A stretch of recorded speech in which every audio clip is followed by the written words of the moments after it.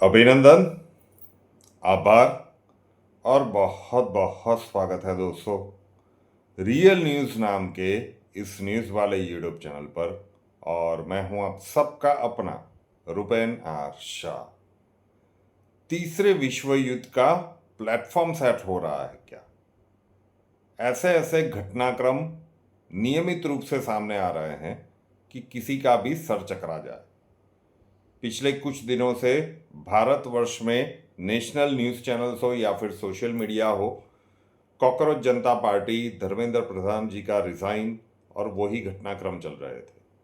परिस्थितियां आंतरिक रूप से यहाँ पे भी स्फोटक बनी हुई थी, लेकिन एक ऐसी घटनाक्रम बन चुका है कि ये आने वाले समय में तीसरे विश्व युद्ध की ओर अंदेशा कर रहा है। क्योंकि जहाँ से हमें समझ आ रहा है, खबर तो मैं बता रहा हूँ, रियल न्यूज़ है तो, लेकिन इसमें ज्योतिषीय संभावनाएं और जो प्रिडिक्शन की गई थी उसके ऊपर भी बात करेंगे।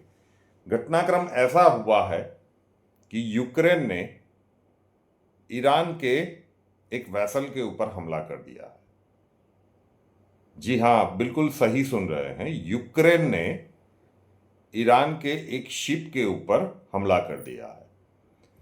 अब इसके लिए थोड़ा सा पीछे जाना पड़ेगा कि जब रशिया और यूक्रेन का संघर्ष शुरू हुआ, युद्ध वाली परिस्थितियां शुरू हुई, तो शुरुआती समय में ईरान ने रशिया की बहुत सारी मदद की थी। ड्रोन्स वगैरह दिए थे, शाहिद ड्रोन वगैरह, और उसकी टेक्नोलॉजी भी ट्रांसफ़र कर दी थी। और फिर रशिया वो अपने वहाँ पे ड्रोन्स बनाने लगा और यूक्रेन में उसका जम के उपयोग हुआ।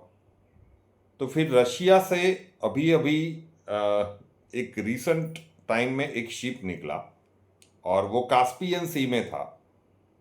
तो यूक्रेन ने उसके ऊपर हमला कर दिया और शिप को डुबा दिया। कहा जाता है कि रशिया से बहुत सारा आर्म्स एंड एम्यूनेशंस लेकर वो शिप ईरान जा रहा था। तो ईरान को तो वहाँ पे एक डेंट लगा। ईरान की ओर से उनके जो विदेश मंत्री है अब्बास अराक्ची, उन्होंने कहा था कि ईरान उसे भूलेगा नहीं और यूक्रेन को उसका जवाब तो मिलेगा।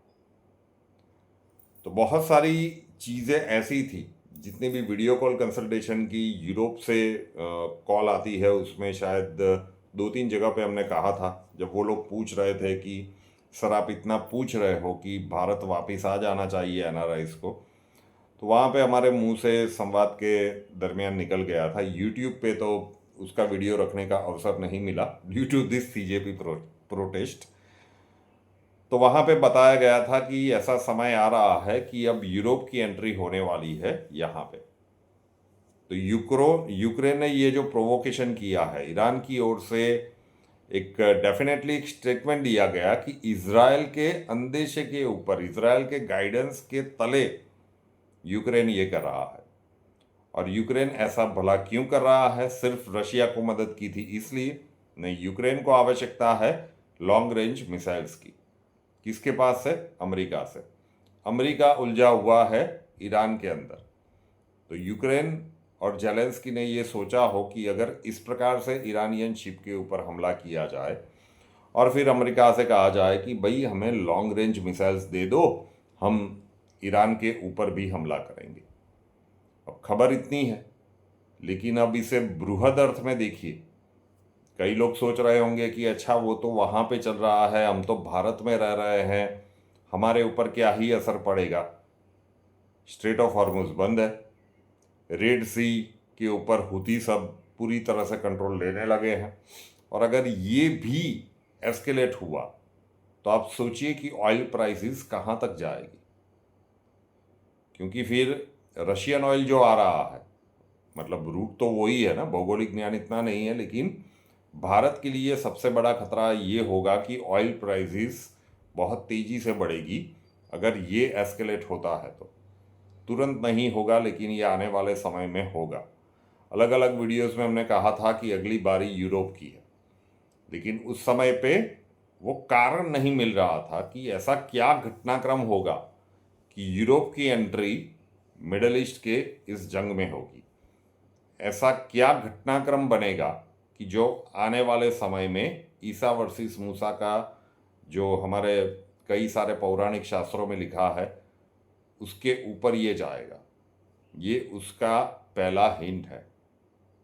अगर ईरान रिटालिएट करता है तो यूक्रेन कहेगा कि हमने उसका जवाब दिया। कोई भी युद्ध उसी प्रकार से तो शुरू हुआ। अब रिसेंट में दोनों प्रकार के युद्ध देख लीजिए और वो अविरत चलते जा रहे हैं। तो बहुत सारे ऐसे घटनाक्रम आने वाले समय के अंदर बन सकते हैं और अमेरिका चाहेगा कि यूरोप डेफिनेटली मिडल ईस्ट की इस जंग में उसका साथ दे दे, लेकिन अमेरिका के कहने पर तो आ नहीं रहा है। यूक्रेन ने एक ऐसी हरकत कर दी है कि ईरान ने बोला है कि अब जवाब तो मिलेगा। तो अब देखते जाइए कि ये आग कितनी तेज़ी से फैलती है, क्योंकि यूक्रेन को सपोर्ट यूरोपियन कंट्रीज़ का भी है। अमेरिका चाहता है कि यूरोपियन देश यहाँ पे आए। बात की गंभीरता को समझिए कि घटनाक्रम एक छोटा सा बना है, लेकिन जियोपॉलिटिकल चेस में ये कितने समीकरणों को पल भर में बदल सकता है।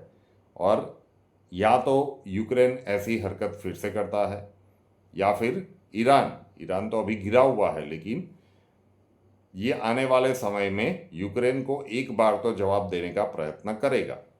अगर अमेरिका इजराइल और बाकी की गल्फ कंट्रीज़ के ऊपर कर रहा है और अगर ईरान के पास उस प्रकार की मिसाइल्स है, जो कि डेफिनेटली होगी, रशिया और चीन का फुल सपोर्ट है, तो अगर वो ये करता है तो डेफिनेटली फिर यूरोपियन कंट्रीज़ भी आने वाले समय के कालखंड में ये मिडल ईस्ट का जो आग लगा है उसमें कूदने के लिए बाध्य हो जाएंगे। और अभी तो जेलेंस्की साहब के थैंक यू कहना चाहिए कि चीन के ऊपर कहीं पे हमला नहीं किया है, कि भाई चीन भी इसमें इन्वॉल्व है, चीन भी रशिया को मदद करता था। तो बहुत सारे समीकरण आने वाले समय के अंदर तेज़ी से बदल सकते हैं इस छोटे से घटनाक्रम के ऊपर। आप आज की तारीख में ये सोच सकते हैं कि इतना दूर जाने की आवश्यकता सर क्या थी, अभी तो ये बहुत दूर है, लेकिन समय ही ऐसा चल रहा है कि छोटी सी चिंगारी बहुत बड़े आग का स्वरूप कब धारण कर ले पता ही नहीं। भारतवर्ष में सुप्रीम कोर्ट के न्यायाधीश के मुंह से एक शब्द निकल जाता है, उसके ऊपर डिजिटली एक राजनीतिक पार्टी बन जाती है और वो क्या कुछ कर सकती है वो हमारे सामने है। समय की अवधि बहुत लंबी नहीं है, इसीलिए कह रहा हूँ कि समय का कालखंड ऐसा है कि परिस्थितियाँ इतनी तेज़ी से बदलेगी कि किसी ने सोचा भी ना हो। और इसीलिए 2019 से प्रिडिक्शन में हम कह रहे हैं कि ये युग परिवर्तन का दशक है। यहाँ हम ऐसे घटनाक्रम देखेंगे जो संभवतः हमारी पीढ़ियों ने नहीं देखे होंगे। तो खबर एक है, लेकिन जो भी प्रिडिक्शंस इतने वर्षों में यूट्यूब चैनल पर, एस्ट्रोलॉजी के यूट्यूब चैनल पर की गई थी, लेकिन वो एक लिंक नहीं मिल रहा था कि वो क्या घटनाक्रम बनेगा कि जो तीसरे विश्व युद्ध को स्टार्ट करवा सकता है। वो क्या घटनाक्रम बनेगा जो यूरोप को मिडल ईस्ट की जंग में लाने के लिए मजबूर कर सकता है। जहाँ तक हमारी समझ कह रही है, ये वो घटनाक्रम है, ये वो चिंगारी है। अभी ये आग नहीं बनी है, अभी ईरान ने रिटालिएट नहीं किया है, लेकिन वो रिटालिएट करेगा ज़रूर। और जब भी वो करेगा आप देख लीजिएगा, इसे आप प्रेडिक्शन कह लीजिए कि यूरोप बाध्य हो जाएगा मिडल ईस्ट की जंग में उतरने के लिए। तो यूक्रेन ने एक नया फ्रंट खोलने की कोशिश की है। Tough time for the world, और भारतवर्ष को भी इसके लिए प्रिपेयर होना पड़ेगा।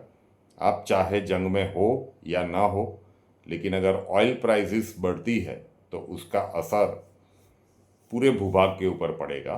तो भारतवर्ष में भी अगर ऑयल प्राइसेस बढ़ती है तो इकोनॉमी की कंडीशन क्या पड़ेगी, आपके व्यक्तिगत रूप से आपके घर के खर्चों का बजट क्या होगा। जो लोग ये सोच रहे होंगे ना कि भाई हमको क्या, वो तो वहाँ पे हो रहा है, नहीं, इम्पैक्ट आपके घर के ऊपर भी आएगा।